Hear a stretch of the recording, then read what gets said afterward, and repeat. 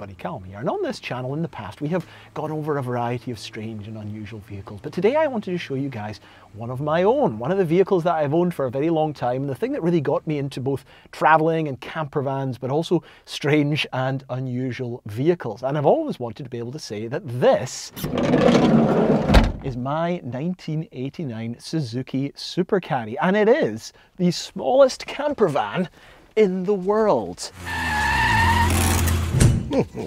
Now, I know that that is quite a controversial term. I'm sure there's a lot of you right now typing out furiously in the comments about how you've seen a tuk-tuk with a full campervan conversion on the top, or you've seen a Nissan Micra that somebody's been living out of, or a double bed that's been fitted onto a motorcycle. But what's important about this tiny 3.1 metre long microvan is that it is officially registered with the DVLA, the driving authority in the UK, the government agency that looks after vehicles that are on the road, as a motorhome. It's registered as a motorhome. It can be insured as a motorhome or a campervan as well, and I have owned it since about 2015. It is it's just an unbelievable vehicle. I mean, look at it. Like, it's got a pop-top roof. It's got a full electrical system. It's got cupboards. It's got a kitchen. It's got a dining room area. It's got a fold-out bed. It's got 81,000 miles on it. I mean, can you even believe that this is driven so far? Anyway, I wanted to show you guys this van. I wanted to tell you a little bit about it. I wanted to go over everything from the weird driving to the living and working inside one of these, show you underneath and all the strange and unusual features that it has, and generally just kind of give you the exclusive, definitive tour of one of the strangest and smallest campervans found anywhere in the world. I don't know how much longer I'm going to own this thing for.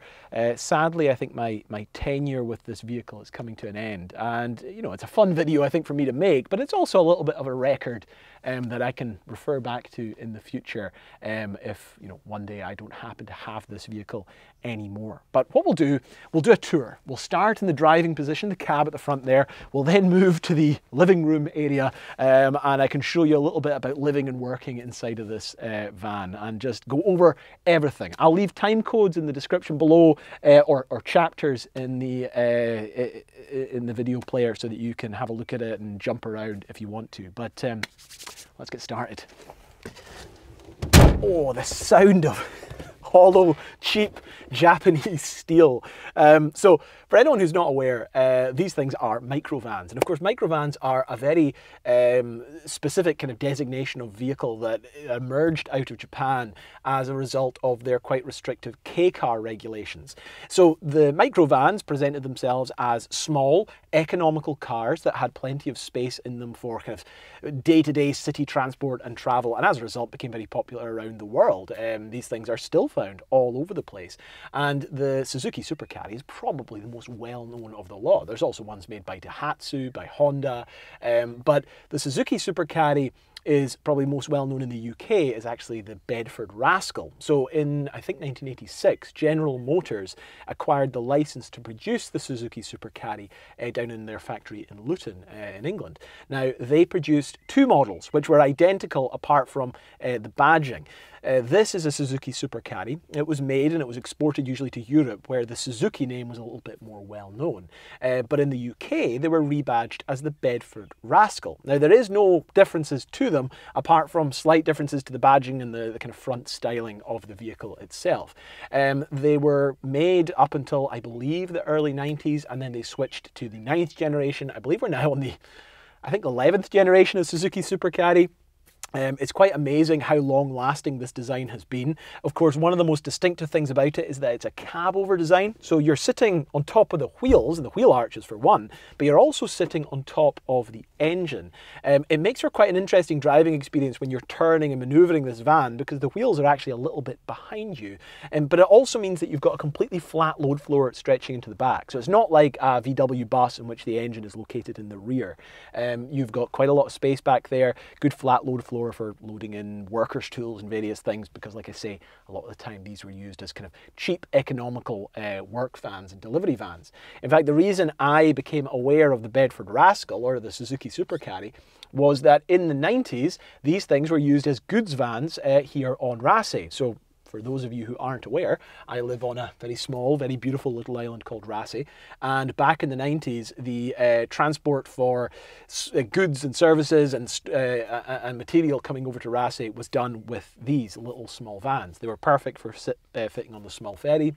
They tended to be Bedford Rascals, and my dad used to work on that ferry in the 90s, and I sort of fell in love with the van as a result. But I've always been a big fan of Suzukis. I've actually got a Suzuki Jimny right behind this car right now, and as a result, I saw this, the Bedford Rascal, something I'd always been obsessed with, but badged as the original Suzuki Super Carry designation, and I just knew that I had to have it. Now, I bought this in 2015. I bought it from someone down in Glasgow. Now, Glasgow's about a 5.5-hour drive away from where we are now, and you've got to obviously get on the ferry as well. So I went down and had a look at the van. I decided to buy it. I then drove back home. Myself and my dad collected a trailer. We drove all the way back down to Glasgow with a trailer. We loaded this van onto the trailer and we drove it all the way back home again. Now, we were taking it through Glencoe, through some of the most beautiful, gorgeous scenery in the world. You know, the kind of place that tourists come from all over the world to look at. And randomly, at one point for a large group of these tourists, a Suzuki Super Carry on the back of a car being towed by a Skoda Yeti was racing past them as well. Also, at one point during that journey, the pop top that I showed you guys earlier in the opening of this video accidentally released itself, and like a gigantic sail started to make the trailer swerve back and forth, and it was an experience, to say the least. We got it back home though. I unloaded it just a few meters over there away from us, and that was it, transported to its new home. Now, in terms of the driving experience and how the driving experience goes in this van, needless to say, it's tight. It's cozy, as I would describe it. This is as far forward as your seat can go. Your feet come up against this metal barrier at the front, and it's got a weird shape to it, and what that actually is the back of the headlights protruding and sticking out. The crash and the crumple zone of this car is your feet and your legs, so you really do not want to be getting into a head-on collision with this vehicle. You don't want to be getting onto a side collision from this vehicle either, because they are very thin doors, and as you can see, there's not really that much space in the cab in general, lengthways or widthways. You also don't want to get hit from the back, because there is no headrest on these seats and your neck is probably going to snap instantly. However, a quick death, I suppose, is the best that you can hope for in the event of a crash. Now, the other thing is, this was a small economy van from the late 80s. It did not have many mod cons on it. You have an incredibly basic setup here for the hot and cold air, face and feet, and then your windscreen, 3 different speed settings, 4 if you include off, however, and then hot and cold air. Now, what I will say about this is, well, one, the radiator on this doesn't really work that well. You can get hot air out of it, however, because we're sitting on top of the engine generates a lot of heat, and most of that heat just rises up into the cabin here. Now, luckily, it's not fumes, you're not going to suffocate, but all you're really going to need is cold air blowing directly on your face, because if you're driving this thing in the summer, prepare to get it incredibly warm. Great if you're in Scotland though, it gets very cold around here. It means that you always are nice and toasty. I can't imagine it's very fun driving these vans though in Middle Eastern countries and in India, where they are very popular and where it also gets incredibly warm. Now, the other thing that's distinctive about this van, there's 2 things. One, 5-speed gearbox on this. I think that surprises a lot of people when they see it. A 4-speed was not that uncommon back then, especially for a very small van, especially for a cheap economy van like this. But something that really maybe does betray its slightly more budget beginnings is the choke. This thing has a manual choke that you can pull out. It makes for starting the van as a bit of an experience, and it's not usually something people are used to seeing, certainly nowadays. This was definitely the first car that I ever tried to start that had a choke. Obviously, I'm used to seeing it on lawnmowers, boats, outboard engines, chainsaws, that sort of thing. But yeah, seeing it on a van was certainly an experience, because something else I don't think I mentioned, this was the very first car I ever bought. This was my first car. I learned to drive in a relatively standard Vauxhall Astra, but that was my parents' car and it sort of became mine. But you know, I didn't go out and buy it. I didn't have that first car buying experience. My first car buying experience was in 2015 when I bought this absolutely ridiculous Campervan. I think I actually have the photos from the original advert, and I mean, you maybe get an idea of my personality when you see that I saw those adverts and went, I'm buying that. So anyway, in terms of the interior, very Spartan, very basic. I didn't make many improvements in here. I certainly tidied it up. I cut some new flooring for it. I put some seat covers on it that I've got on here. The biggest improvement that I made was that I took out the cassette that was in here. There was a very poorly made cassette radio and I fitted in a Bluetooth radio. And also I used my iPod. Still use this to this day. This is my iPod Classic. It goes everywhere with me. This now has a solid state drive and an upgraded battery. So this is my main music station. It was back then and it is still now.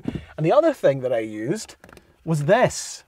If anyone was looking at this and wondering what it was, maybe some kind of sat-nav or some kind of third-party entertainment system. No, this is a PSP 3000, the best of the PSPs ever made. Now, I'm a big fan of the PSP. This was my all-in-one entertainment system when I was using this van, primarily back in 2015-16. The reason being, the 4G, and well, 4G hadn't even arrived at that point, but the 3G signal up here, the internet signal on your phone, was pretty poor. So at night, if I was wanting to, I couldn't watch movies on Netflix or fire up anything like that. So what I used was my PSP. I have, I think, yep, my UMD drive library of games, and I would sit here watching movies, listening to music, and playing a lot of video games on this thing. Best thing I ever owned, and this will be going to my new camper van as well. I will never go anywhere without my iPod, and I'll probably not go many places without a PSP as well. So that is the front, the driving experience. Let's move from the driving to the living. So welcome to the living room area, and I suppose you could split this van up into three main areas. You've got your driving at the front, you've got the sort of sitting room / living area, and then you've got your kind of kitchen and storage at the back there. Now, one of the big advantages of this van, that not every van has, is that it's a full pass-through. It's got two side doors on it, and most vans, or a lot of vans, tend to only have one side door, and normally located on this side. My new van, I've got a Nissan NV200 now, actually has a pass-through as well, and I was really keen in getting that because I really would have missed it from this van certainly as well. Now, in the middle here, there used to be two seats like this. If you ignore these cushions here, you'll see what the bench seat is.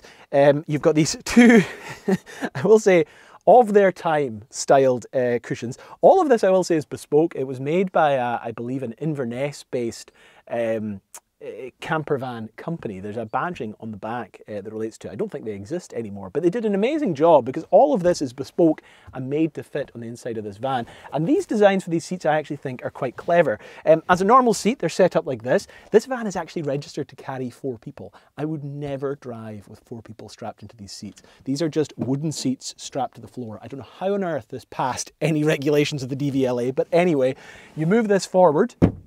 It's on a little hinge. It is now extended out and your seat can fold flat like this. And you might be able to see now where the bed comes into play, because what you do is you slide forward, and I'll demonstrate it.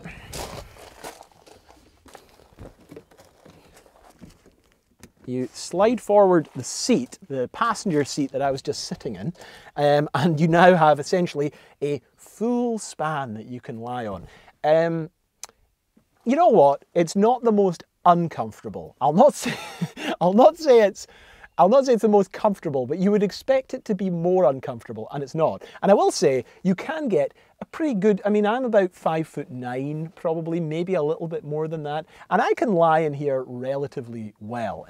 You have to think of this thing as just one step up from a tent, okay? You're not getting the full lovely sleeping experience of a Volkswagen California or something like that. What you are getting is something that is dry, that you don't have to set up as a canvas tent. Now, if you imagine, this used to be replicated on both sides. So you had your full single bed on this side and a full single bed on that side. Obviously, I wasn't picking up that much women with this, so I only needed the one bed in here, but it also meant that I had a lot more space to live and work here. I have slept 2 people in this, and what I did was I had one person sleeping here, and then I slept on the floor in a sort of L shape, or actually a little bit more like a sort of weird Tetris shape going up this way as well. But Again, I think personally a very comfortable sleeping experience. I always found this very comfortable. I always got a very good night's sleep in this. And the best thing about this is that you can drive off with this still all set up. One of the most annoying things about having a sort of campervan sleeping experience like this is the idea that you have to sort of have it all set up in campervan mode, and then you've got to deconstruct that before you can jump back on the road. There was a lot of occasions where I wanted to get on the road nice and quickly. I would just leave this set up as a bed, and then I would just drive off. The majority of the times that was happening because there was so many midges around in the morning that I had to get up.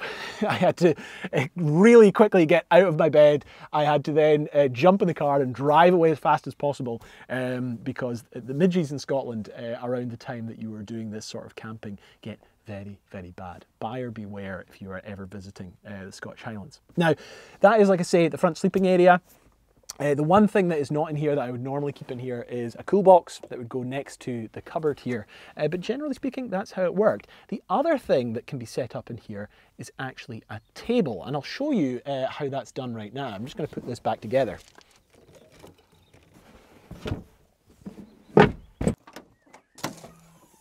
The table is located at the back of the van. I'll take it out this way.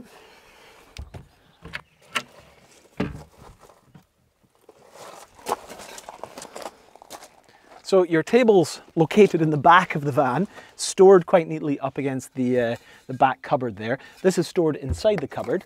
You open it up, slide it into this little space here, get a nice tight fit, and then you just mate it with this mounting point on the bottom, and then unfold it.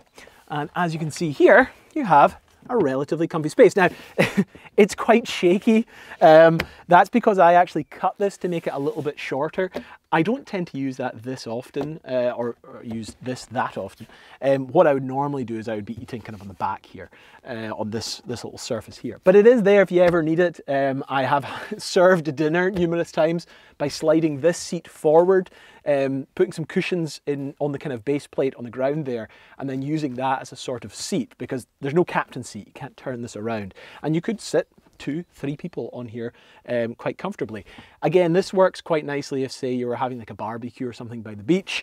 You would set this thing up, you can open all of the doors, and you can just use this as another surface to store stuff. You can have your cool box here, all of that as well. But I think one of the more interesting additions to this van, because it's just such an unexpected feature. A lot of people just don't expect you to suddenly whip out a full table from this as well. And the fact that it folds away so you can keep it assembled, but also then kind of get out of the way, is again, I think, another really interesting addition. And I think it really shows you how much effort they put into the thought and the design behind this entire place. There's a lot of really clever ideas going on here. And I think the most clever ideas are found at the back here in the kitchen area. So let's go experience that next. So as I mentioned, this is a pop top, but also it doesn't have swing out doors at the back, but it's actually got a fully lifting door up here at the top. Now that means you've actually got a full-size canopy that you can stand underneath if it's raining. And also there's been times in which I've basically put a tarpaulin around the outside here to create a little sort of tent at the back. Now when you climb in here, the pop top actually gives you space to fully stand up.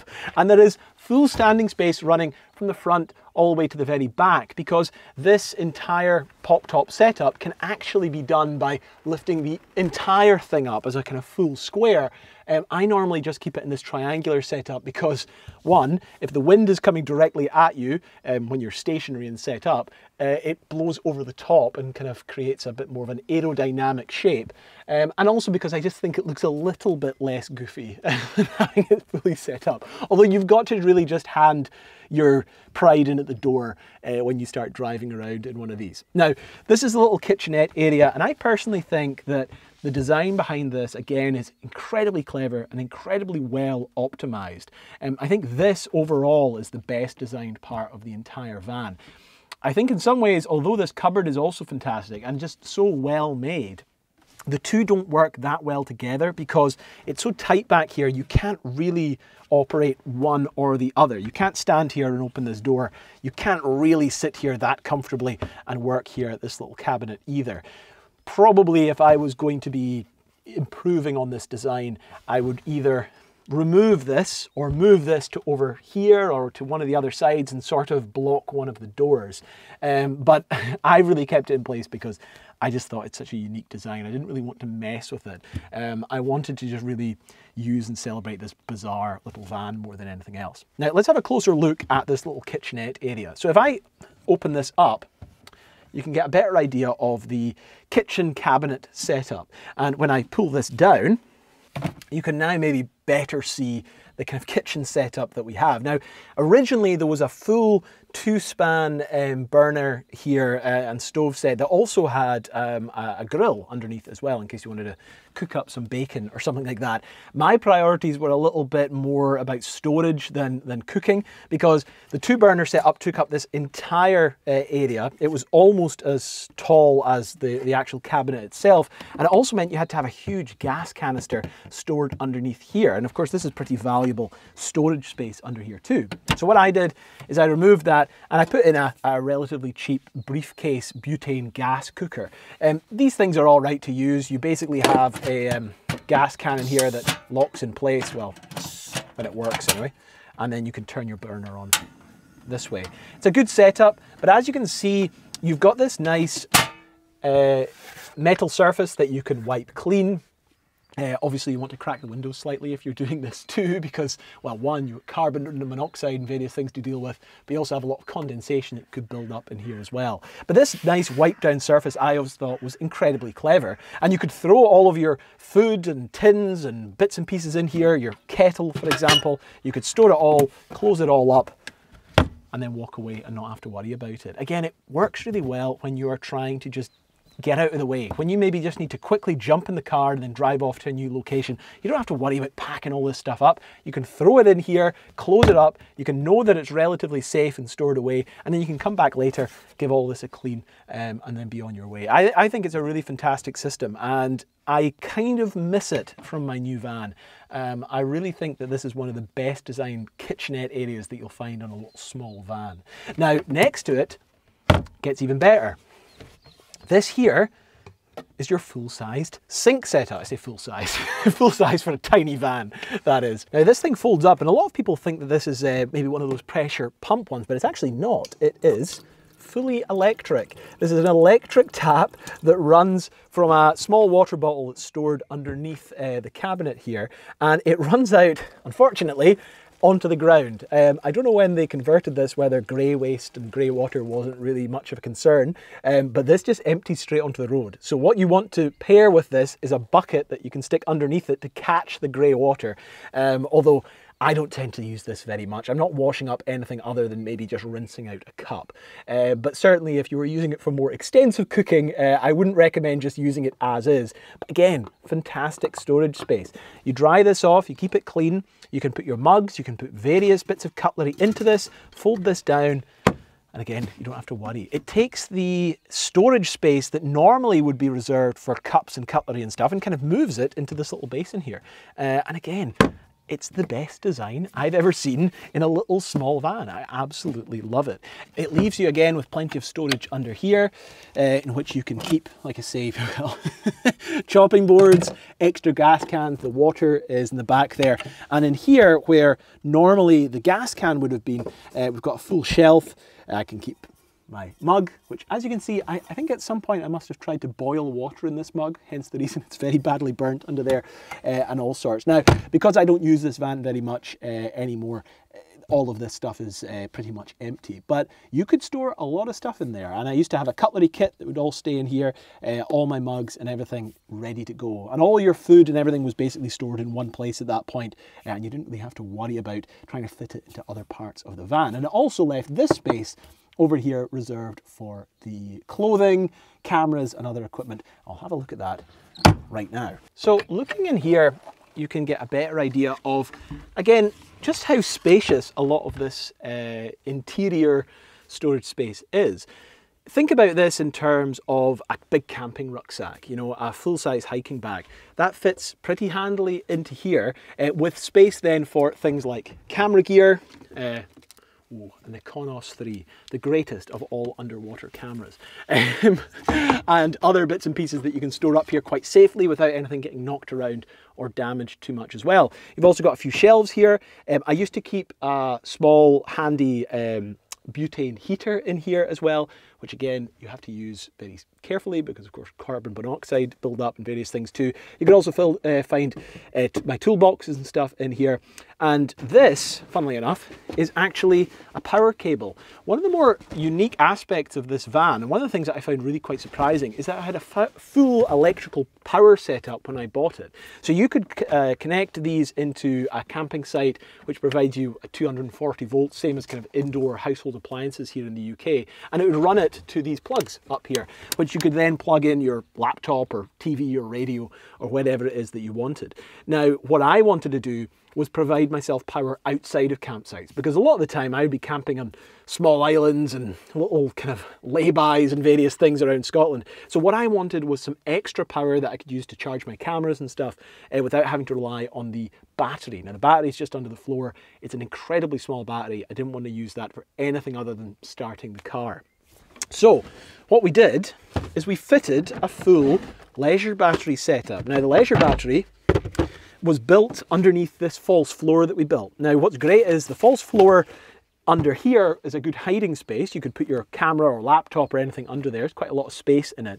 But just behind it, located in this kind of covered and vented space for the battery, is a full-size leisure battery. Now the leisure battery is wired in here. It runs to a fuse box on the inside of the cupboard here, and then it goes up to this little control panel here that we fitted on the outside of the cupboard. And this is really your control panel for everything that is powered or can be powered that's not being run off the starter battery. So you have obviously a 12-volt socket here, which is great for plugging in, you know, a whole host of and variety of chargers. You then have this, which could turn on the Bluetooth radio. So the radio in the front we rewired so that it wasn't running off this battery in the alternator, but was rather running off the leisure battery. So when you started or stopped to for the night, you could connect your phone, play it through the speaker system in here, and not have to worry about that draining the starter battery for the morning. You also have a voltmeter here, so you can just tell the voltage of the leisure battery. You have this, which then allows you to turn on the lights. We've got a nice cool light here at the back. I wanted something a little bit more, I wouldn't say clinical, but a bit cooler for the kitchen area. And then just above the camera there, we've got a slightly warmer light that we can use for the living area, you know, to create mood zones. That's what interior design is all about. And then over here, you've got some USB plugs that you can turn on as well. Really proud of this. Really proud. I didn't build this. My dad is a lot better at electrics than I am, in the sense that he knows how electrics work and I don't. So when I was working at sea one day, I heard that he was doing this, and I came back home and he had built out this incredible electrical system. Now, the other thing that is missing is the cool box that is normally stored here. The cool box could usually be run off this 12-volt system here as well. So the 12-volt system would basically run the cool box, keep it cool throughout the day, and you could then leave that on at night as well. These are things that I don't have in my 2018 campervan that I'm currently building. I mean, a lot of this stuff is stuff that you would kill for in a full-size van. So the fact that we managed to fit this into one of these smaller vans is something that I was always really impressed by and really proud of. I also had a full internet system running off this. I used to have a 12-volt adapter for a small portable router, and what it could basically stick in here, and it could give me full 4G internet that would run off a separate SIM card. It worked now and then. The problem, of course, is that the signal around here was pretty spotty. But again, the fact that I could set up, get my laptop set out on this table here, unfold it, sit down, turn on the internet, turn on the music, open up my kitchen, and then start making myself a cup of coffee. Unbelievable. It completely changed my approach to travel and exploring around Scotland. Before that, you know, I didn't really use my car that much, but I'd maybe go out camping now and then and stuff. But this kind of made me realise, like, hold on, I can go anywhere. I can do anything here in Scotland with this little van. Really, really incredible. I also had what I called here my library, which is basically a little area where I kept my maps, and also I kept all of my books as well. Fire extinguisher too, now of course terribly out of date. Something that I do need to fit to my new camper van as well too. But yeah, really, really proud of this little setup and this little design that we had. Now, final thing, that I haven't really mentioned is, or well, I alluded to, is the pop top in here. The foldable roof that extends up. You can sort of see it in here right now. This place, when you wanted to get into bedroom mode, was really quite fun. What you would do is you'd fold up all the doors, or close all the doors. You would then bring around all these curtains, button it all up, have this roof set up, and then you had yourself a really cozy interior that really felt, despite the fact that there are windows everywhere, quite secluded and quite private. So I'll do that for you now. I will set up the van in the sleep mode, and you can see what it looked like on a typical day when I had this thing set up.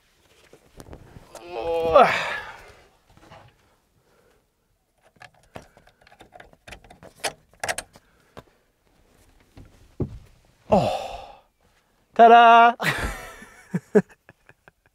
So this is it. This is the van fully buttoned up, as I call it. As you can see, the roof is now at its full span. You might be able to tell I can actually pretty much stand up fully in here. The curtains now surround the interior. You may notice a small design choice I made, that the PSP in its holder can actually fit underneath the curtain in case I wanted to lie in bed and watch some television. And this whole setup is really because, you know, the thing is, the van has so many windows, it's really advantageous to have the ability to completely close out the outside world. It still lets in a lot of light though, and my new van, I actually opted on getting a van that has absolutely no windows in the back, because I actually prefer being able to have the option to have no light coming in whatsoever. It's easier to get light into a van than it is blocking it all out, I found, when it's very, very bright. But as you can see, here is the bed folded out fully, and here is my sort of jerry-rigged captain's seat, that instead of the seat being able to spin round, what we did was I would fold the seat pretty much forward, slide the driver's seat as forward as possible, and then I would use one of these cushions and set it down at the back of the seat, and you could then sit like this. Now, I've put the table away, but I'd often have the table then unfolded. You could be typing away, working on your computer. You've got your bed laid out there as well. And as you may have been able to see when I was showing you the storage from earlier on, you don't really ever need to be storing anything here, aside from maybe if you wanted to take a duvet with you instead of a sleeping bag. But all your food can be stored in the food cabinets. All of your camera gear and your rucksack can be stored in that cupboard. You've obviously got the food cooler here as well in case you need to keep anything there. So all of this space is available to you. That's what I've found most important when you are camping. It's not so much about the size of the vehicle, it's whether you can make sure that you have places to keep all of the stuff within it. Anything can seem tidy and spacious if you have a place for all the things that you're taking with you. And that's kind of what I learned the most with this van more than anything else. But yeah, this is the nighttime mode. And as you can see, got some lighting here. In fact, I better turn this back on again. And as you can see, a nice warm light from what looks to be the most old lighting system I've ever seen in my life. This was originally fitted in the van, but I didn't want to remove it because it generates such a lovely warm light in here, especially at nighttime. It was remarkably cozy. It's a very, very nice experience staying in here. I had a lot of fun with this van. Travelled up to Orkney. I went up to a lot of the islands in Orkney with this van. Travelled to Hoy, which is a beautiful island on Orkney, and camped out there, climbed several hills, used this as a sort of base of operations as I did that.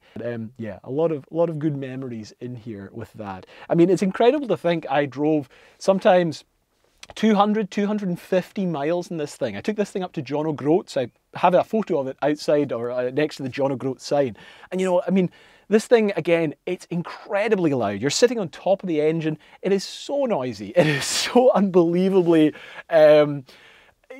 imprecise and uncomfortable in some ways. But you know what? When you've got your music playing, when you get into the midst of it, it's really not that bad. You know what it did teach me more than anything else? This van has made me grateful for every single other car that I've owned. The driving of a Suzuki Jimny, which is not famed for its driving experience, was so much more comfortable than this. It felt like such an upgrade. And now getting a slightly more modern van, it feels like driving a Rolls Royce in comparison to this. So yeah, it taught me a lot, certainly as well. Nice place to be, quite cozy.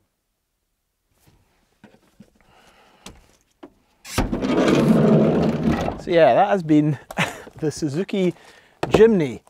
No, Suzuki Super Carry. I've got too many Suzukis.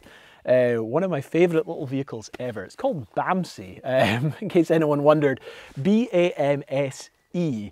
Actually, I think the Norwegian pronunciation is Bamse, but it means teddy bear, I believe, in Norwegian. But it's actually named after Sea Dog Bamse, which was a famous World War II dog that served on a Norwegian minesweeper, I think. Look it up. It's an amazing story. There's a statue of Bamse in Scotland. Down on the east coast. But yeah, I bought this van in 2015, like I mentioned, and at that time it was my first vehicle that I ever bought, and it was kind of, I was in an odd place. I was working at sea at the time, and actually a friend of mine had very recently passed away, and I kind of had this idea of, well, you know what, I should stop messing around. I should buy a nice vehicle. I ended up with this. But it was a time in which I thought, you know what, I should stop just messing around and just dive in and just buy something. See something cool, see something I like, and not think about the practicalities of it, but just get it. And I did. And it was unbelievable. The content, the stories, the experiences that I got out of it were fantastic. Probably the most incredible thing was, along with obviously taking it home, was that this was the van that my sister turned up to her wedding in. In 2018, the van had been off the road for a couple of years at that point, and we raced, in fact, sorry, 2019, we raced to get the engine put back in, because the engine had been out. I had taken it apart in so many different ways and tried to put it back together, and we're working on brakes and various things and trying to get it running again. And my sister said, I want to be taken up to the wedding venue in this. So we just worked our proverbial arses off to get this thing back on the road in time. And what do you know?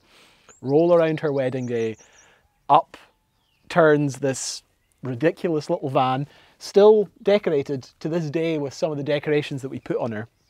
My sister climbs in, me and my dad and her drive up to the wedding venue, and she gets out in this van. And it's in all the wedding photos. Absolutely fantastic. And I made a wee video that I put online just to kind of highlight reel of it, and it genuinely made me a bit emotional. Maybe my sister getting married should have been the thing that made me emotional, but no, it was the van, because the van had been off the road for so many years and it represented so much to me. And just for this one day, for this one moment, it had its day out. It had its day in the sun where it was dolled up and prettied up, and then delivered her to the aisle, I suppose, which was, yeah, really, really touching. And not my suggestion. Funnily enough, my sister came up with that idea. I hadn't suggested it, which, and looking back, I wouldn't have suggested it because of the amount of work that it took to get it back on the road again.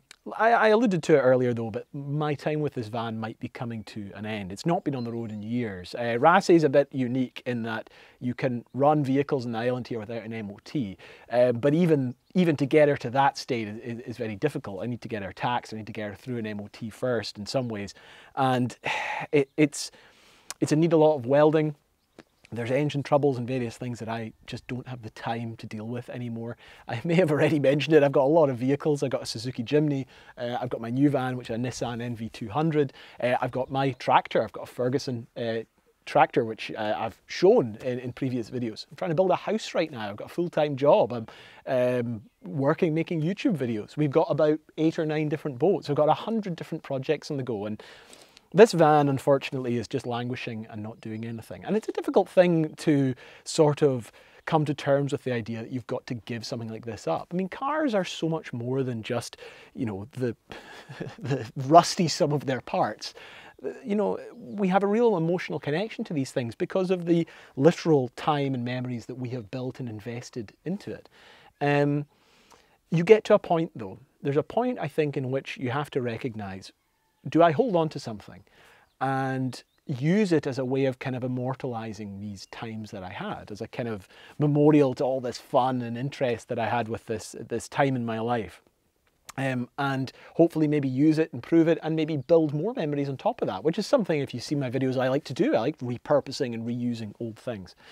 But on the other hand, something that you could maybe look at and recognize is that, you know, the time that we have with things is fleeting, and the time in which I had with this is kind of past. The fun and the enjoyment that I had with it is something that I had several years ago now at this point. And I think holding on to it is less me immortalizing it and enjoying it, and more me sort of just being nostalgic about it and not really seeing it or using it for what it could be. I think sometimes you have to recognize that if you want to do more things and finish more projects and make more memories, you have to kind of let go of some of the older stuff that you've got in your past. And this is one of those things. It's just been sitting, doing nothing, and not really gaining any new memories or any value in that kind of way. Funnily enough, the reason I stopped driving this is because one day when I went for a walk outside of this van, I fell off a cliff and broke my hip. And since that day, the van basically went into a garage, and when I got back on my feet again, I had other projects that took off, and it basically just sat and never got back on the road fully again. And I think my tenure with the van really ended on that day, and everything else past that has just been me sort of kind of holding on to it for a variety of different kind of sentimental reasons. So this is the 1989 Suzuki Super Carry. This is my van, or at least it was, but I think it is time that I maybe look at giving it up. If you are interested in a van like this, I don't know, get in contact. If you feel you can give it a home, it needs a lot of welding, it needs a lot of work, but you never know.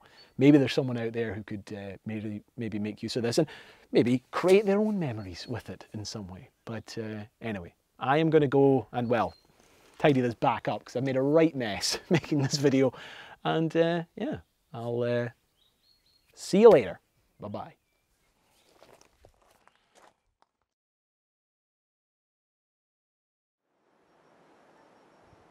Okay, I think she's finally ready. Welcome to Bamse. This is my 1989 Suzuki Super Carry campervan conversion. It's a mouthful, but she's ready for the open road. I am taking her up to Orkney. It's going to be her longest journey to date, and I'm pretty damn excited. I'm pretty damn nervous. I've got her pretty much packed though. I'll give you a little tour, however. I've got my bag with my go bag with all my little bits and bobs, cooler, Stanley, my ever trusty thermos, got my tripod under here, duvet, cushions, I got gear stashed under here. Go around to the back, got my jacket. This is the kitchenette area. So, well, this cup's slightly in the way. Got a wee sink. That's right, it is electrically water powered. Sink with a tap, and there's a wee kind of sump at the bottom there that comes out of. You've also got a cooker under there with a grill. I've got all my various books on top. Underneath here, gas. Underneath there, water and various tools and various things. And that's about it really, but she's looking beautiful.